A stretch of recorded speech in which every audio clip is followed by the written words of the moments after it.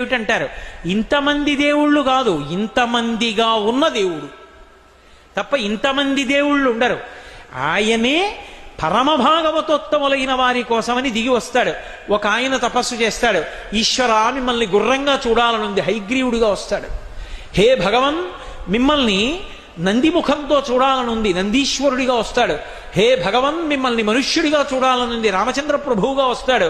హే భగవన్ మిమ్మల్ని ఒక క్షత్రియుడిగా ఉగ్రంగా గడ్రగొడ్డలి పట్టుకు తిరుగుతుంటే చూడాలనుంది, పరశురాముడిగా వస్తాడు.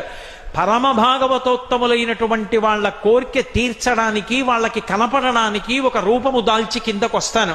ఇలా వచ్చినటువంటి విష్ణువు యొక్క అవతారములలో 21 అవతారములను ఉన్నాయి, 21 అవతారములు. వాటిని స్మరిస్తే చాలు, వాటిని ఒక్కసారి జ్ఞాపకానికి తెచ్చుకుంటే చాలు. నైమిషారణ్యం లాంటి ప్రదేశాలలో ఆ పేర్లు ఒక్కసారి